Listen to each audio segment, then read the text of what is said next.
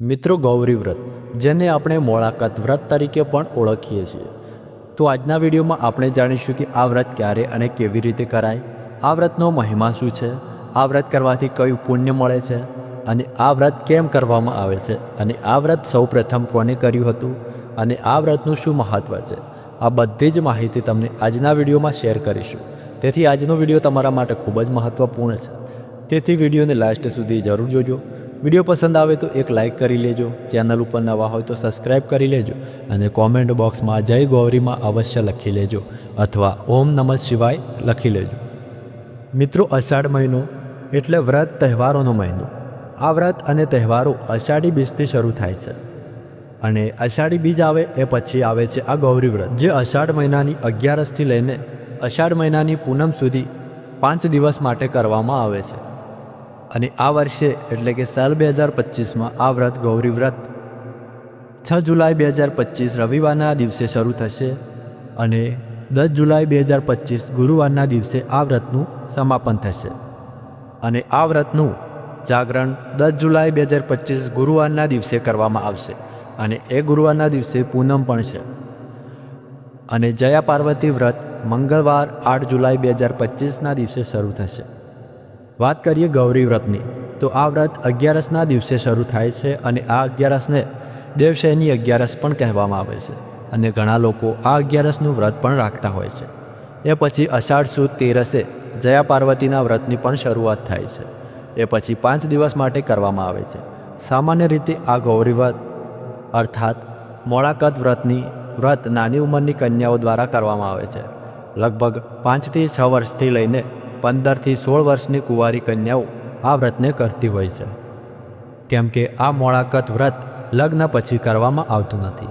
માતા ગૌરી એ માતા પાર્વતીનું જ સ્વરૂપ છે અને માતા પાર્વતીએ સૌપ્રથમ આ વ્રત શિવજીને તેમના પતિ સ્વરૂપે પામવા માટે કર્યું હતું અને તેમને જયા પાર્વતીનું વ્રત પણ કર્યું હતું અને આ વ્રતના પ્રભાવથી જ એમને દરેક મનોકામના પૂર્ણ થઈ હતી.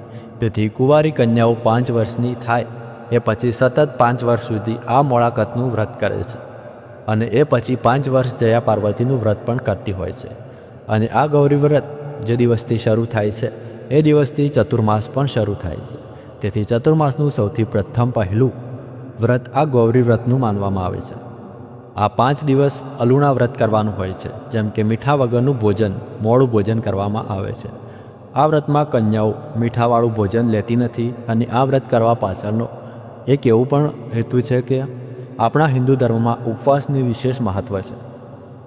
તેથી નાની કન્યાઓ નાનપણથી જ ઉપવાસનું મહત્ત્વ સમજે એ માટે તેમના ઘરની સ્ત્રીઓ તેમને આ વ્રતનું મહત્ત્વ સમજાવે છે તથા તેમની પાસે વ્રત કરાવે છે. આ વ્રતના પ્રભાવથી કુંવારી કન્યાઓના સમય થતાં તેમના મનપસંદ જીવનસાથીની કામના પૂરી થાય છે. એવું કહેવાય છે કે દેવી પાર્વતીનું એક નામ ગૌરી પણ છે. માતા પાર્વતીએ પણ શિવજીને પ્રાપ્ત કરવા માટે સૌપ્રથમ આ વ્રત કર્યું હતું. એટલા માટે આ મોળાકતને ગૌરી વ્રતના નામેથી ઓળખવામાં આવે છે. ગૌરી વ્રતમાં જુવારાની પૂજાની વિશેષ મહિમા હોય છે. વાસ્તવમાં આ જવારા એ બીજું કંઈ નહીં પણ પાર્વતીનું જ સ્વરૂપ માનવામાં આવે છે. સાથે જ તે સુખ સમૃદ્ધિની પણ પ્રતીક છે. પહેલાં લોકો વ્રત માટે અષાઢ સુદ પાંચમથી ઘઉં, જવ, તલ, મગ, તુવેર, ચોખા અને અક્ષત આ 7 પ્રકારના ધાન્ય છાણિયું ખાતર નાખીને એક માટીના પાત્રમાં વાવવામાં આવતા હતા. તેમાં રોજ પાણી આપતા. તેથી અષાઢ સુદ 11 આવતા એ જવારા ઉગી જાય અને પછી નિત્ય 5 દિવસ સુધી એ જવારાનું પૂજન કરવામાં આવે છે. આ ગૌરી વ્રતમાં જેટલું જવારાની પૂજાનું મહત્ત્વ છે એટલું જ મહત્ત્વ નાગલા ચૂંદડીનું પણ છે. રૂની પૂણીને કંકુ વડે રંગી ગાંઠો વાળીને તેને નાગલા તૈયાર કરવામાં આવે છે અને આ નાગલા શિવજીનું પ્રતીક માનવામાં આવે છે અને જવારાને માતા પાર્વતીનું પ્રતીક માનવામાં આવે છે. તેથી આ શિવજીનું પ્રતીક નાગલાને પાર્વતીના સ્વરૂપે જવારાને અર્પણ કરવામાં આવે છે. આ નાગલા અર્પણ કર્યા પછી જ જવારાનું પૂજન કરવું જોઈએ.